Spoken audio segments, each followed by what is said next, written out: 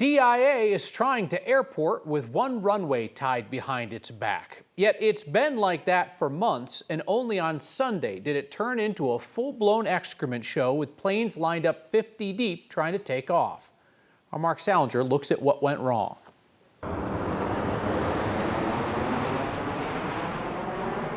If there's one way to ruin a flight before it's even in the air, it's looking out the window and seeing a traffic jam. A line of more than 50 planes stacked up behind each other Sunday morning, all waiting to take off. It was determined that the priority was going to be given to the arriving aircraft. Dave Riley is a retired air traffic controller in Denver who spent 32 years on the job. He knows what happened in Denver yesterday. Ended up delaying 813 flights, around 50% of all the flights into or out of the airport for the entire day. I only ever saw this scenario when I was working once or twice. Denver is down a runway right now. FAA documents show it's been closed for maintenance since the end of March and will remain closed into July. But that wasn't the only factor at play. While 3 runways were open for planes landing, only one could be used for planes needing to take off. A low cloud ceiling and a heavy arrival schedule pushed controllers into the scenario, and so the backup grew. Because what happened yesterday is all the departures that were in Denver vacated their gates, taxied out to 34 right, and then they were delayed just enough to those arrivals that were getting in, all landed, went to the gates, deplaned, boarded, and got into that same scenario too. Controllers were moving to get as many planes as possible out fast, but the weather, closed runway, and planes in the sky needing to land led to only one runway being used for departures. If the clouds weren't as low, then they could have used visual approaches, and it changes the scenario completely. A perfectly bad set of circumstances that led to a long wait before the flight even began. The FAA's planned maintenance of the runway started at the end of March, and they expect potential delays on the taxiway through September. It's important to note that we don't see massive delays because of the closed runway every day. All the factors yesterday, Kyle, compounded for just a really bad day for flyers. Unique situation. So they had another runway, but they chose not to use it. Well, they couldn't use it because they had 2 lines of planes coming in, landing on those 2 other runways, and then the other one facing east that they could have used for takeoffs. They just can't do that with all those planes coming in for landings. It just created this kind of hectic situation where everybody's trying to line up on one runway to take off. All their decisions make sense, right? It's not being critical of the decisions. It just was what it was. All right, Mark Salinger, thank you. Election season after election season, prominent Republicans in Colorado take to social media to turn their confusion over how elections work into suggestions of doubt on elections, rather than just, say, calling their county clerks or using the Google machine to answer simple questions. But since there's another example out there now, let's clear it up. Former Aurora City Councilwoman Danielle Jurinsky took to the socials with a photo of 3 Arapahoe County ballots, 2 Republican ballot envelopes that are white, and then another unaffiliated ballot that's more teal. Jurinsky asked, are these being flagged somehow? Dun, dun, dun. No, they're color-coded so that election judges can sort and count the ballots in the different primaries. An easily available answer on the interwebs or by contacting your friendly county election department. If you want accurate, good information, trust your counties. Call them up, look at their websites, look at the instructions that come with your ballot envelope. In this case, you would have learned that different counties have different colors for ballot envelopes. And again, this is for the primaries. You have the Democratic primary and the Republican primary. The ballots need to be sorted into different races. They don't all go into one pile. Democratic Congresswoman Diana DeGette is facing the most serious primary challenge of her near 3-decade career. How do we know that? Well, because she's attacking one of her primary rivals, Progressive Malat Quiros, and because Congresswoman DeGette is declining to appear on 9 News and to answer our questions. Quiros will be here next Monday. Tonight, our next conversation is with cannabis entrepreneur and CU Regent Wanda James, the 3rd candidate in that Democratic primary to represent Denver in Congress, hoping to replace the 29-year incumbent.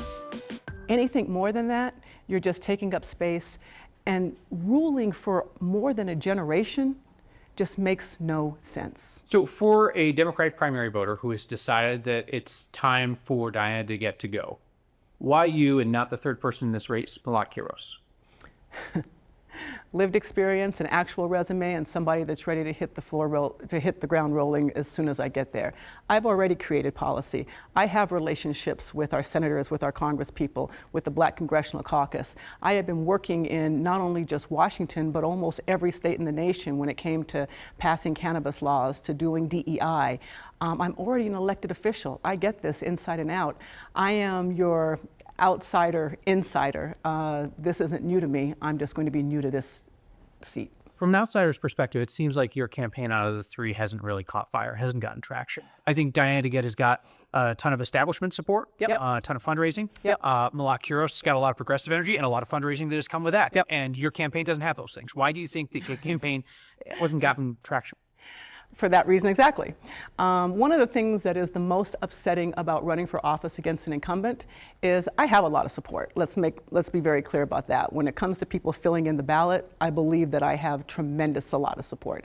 When it comes to raising money, the problem in getting the organizations behind me that I need to get behind me will not go up against an incumbent, will not go up against the establishment. So if your core argument is that Congresswoman DeGette is no longer effective and should be replaced, and there is a challenger to her who is well-funded and also has a base of support, are you comfortable with the fact that you remaining in this race without the fundraising and so forth could be the reason that DeGette stays in Congress?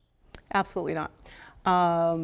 Because I think that the third person in this race is funded by left-wing fringe groups. And while they are noisy and they're making a lot of noise and they have a lot of impact on social media, I don't believe that that's where the voter here in CD1 is looking to have their next congressperson come from. On the issues, the three Democrats in Colorado's 1st Congressional District agree on a lot. James and Kuros both oppose military aid to Israel. DeGette's a staunch supporter of Israel, and that's an issue that has divided Democrats lately. Wanda James is running on her business experience in part, but her cannabis shop closed recently, and her Democratic region colleagues say she put her business interests over her elected role at the university. I'll discuss that with Wanda James in just a moment. The town of Beaumar still wants to gate off its public streets from the rest of us peasants, so if you want to see how the other half lives, get out there right now before Beaumar becomes a gated town. The trustees will vote tonight on a $200,000 contract to install gates at 2 entrances to town. The people who live in Beaumar would get a tag so their vehicle can automatically open the gates. Everybody else would need a code.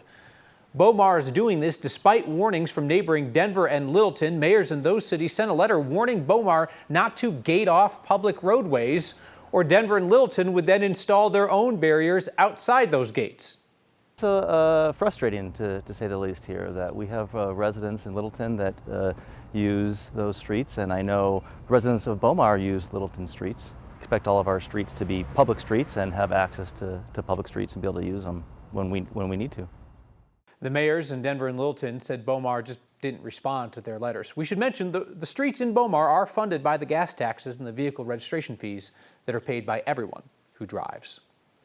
Your latest effort to fight hunger in our state raised more than $55,000 to feed our neighbors in Routt County up near Steamboat Springs. Your Word of Thanks efforts boosted the nonprofit Lift Up Routt County and its no-cost grocery program. A reminder, your ideas and your nominations lead to many of these weekly campaigns to help our neighbors, and you've done $18 million worth of good over 6 years. Here's how you nominate an organization. Go to wordofthanks.org, wordofthanks.org.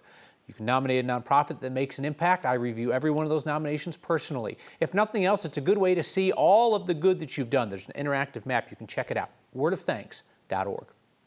When next returns, my conversation with congressional candidate Wanda James. She's suing her fellow CU regents who say that she put her cannabis business ahead of the university. She says what it was really about was racism. $6 billion research institution put out some of the most racist images that I have seen in almost my entire life. I'll ask James how she will handle her cannabis interests if she goes to Congress. And a historic cemetery in Denver has been around for 150 years. Look closely and it tells the stories of heroes who helped shape this state. That's next.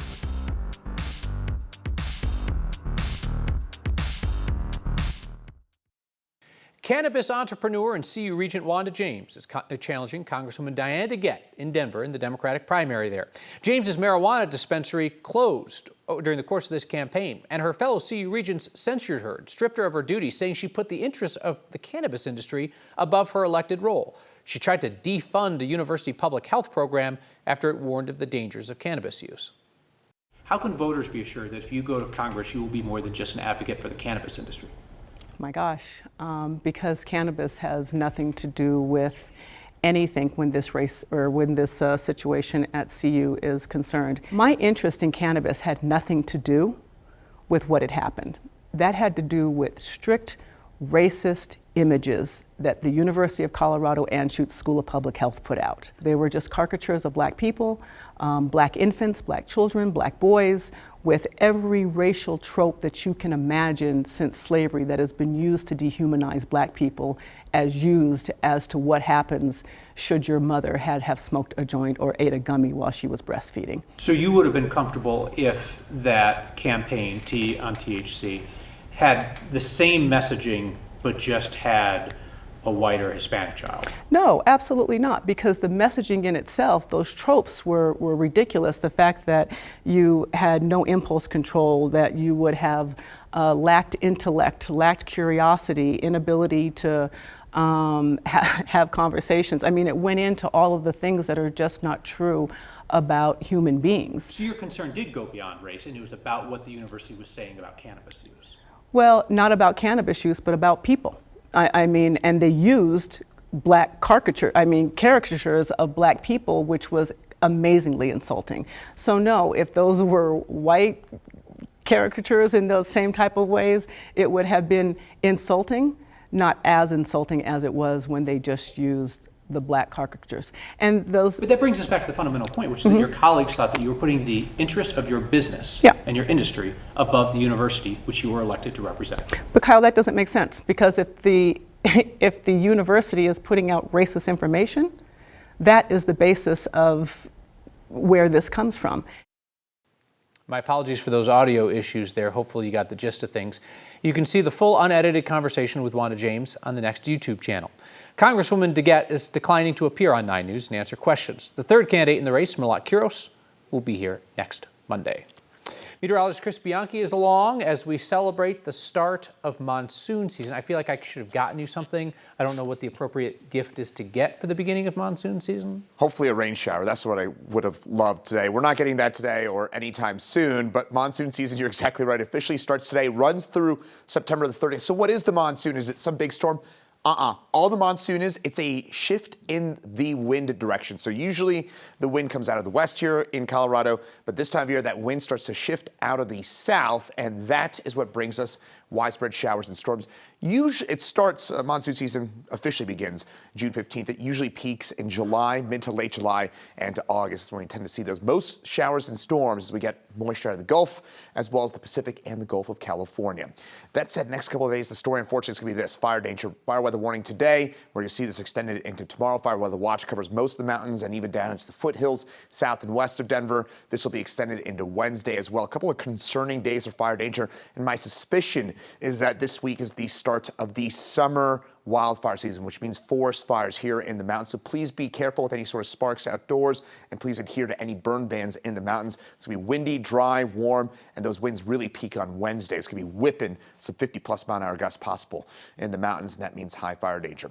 Tomorrow, temperatures low 90s in Denver, even some mid-90s southeast plains, low to mid 70s in the mountains, some 80s in some of the lower elevations, and 90s western slope. 7-day forecast, it is a toasty one with temperatures spiking into the mid-90s on Wednesday and mid-90s continuing most of this weekend. It then cools down with widespread showers and storms moving into the picture perhaps as early as Saturday, but Sunday and Monday looking stormy in particular, and hopefully a notable cool down as well.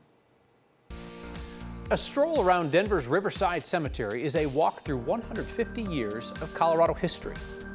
People that are buried here, the history here, is what makes it special to me. Let's go back in time, next. Our stories live on long after we're gone, and a lot of those stories are still told on the headstones of Denver's oldest operating cemetery. It's the final resting place for thousands of Coloradans who shaped this state. Yeah, every stone has a story, no doubt about it. Well, George Kelly is one of the 3 Medal of Honor recipients we have here in the cemetery. Well, I'm at Riverside Cemetery. This is Denver's oldest operating cemetery. We had our 150th anniversary on June 1st here. There's more Union Civil War veterans in this cemetery than any cemetery in Colorado. People don't realize Colorado's relationship to the Civil War. Really, Colorado is created because of the impending war. So it's important, I think, for people to realize that Colorado did have an impact on the Civil War. And the GAR was the Grand Army of the Republic, which was the largest fraternal organization for Union veterans after the war. They started purchasing sections in this area. In the 1888 was about the first time, and they started moving the bodies out of the old city cemetery here. Silas Soule would be he's probably one of the most visited graves in the cemetery, and he is known for being the officer that refused to participate at Sand Creek, which of course was the most tragic day in Colorado history.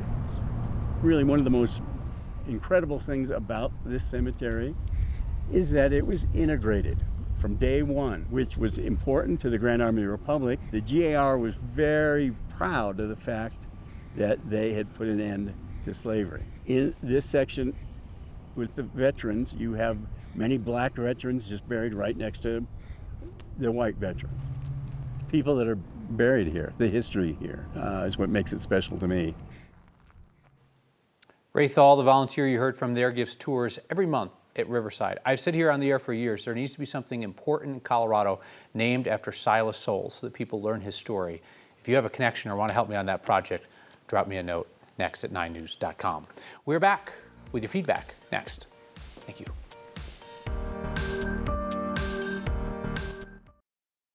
Feedback tonight from DJ, who says that Congresswoman Diana DeGette's getting too comfortable in her role. She needs to show up. Well, DJ, as for her declining to do an interview here on Next, we prefer that candidates will come in and take questions so that you can learn more about them and can also see how they respond when they face challenging situations, because goodness knows they're going to when they're in elected office. But at the end of the day, it's their choice whether or not they show. Joe said that she's a food delivery driver who recently delivered to Bomar, the perhaps soon-to-be gated town of Bomar. She says that she talked to the person she's delivering food to about the gates, and she said, "You must be keeping the riffraff out." And he said, "Well, yeah, but sometimes we have to let the riffraff in." Joe notes he didn't leave a tip. See you next time.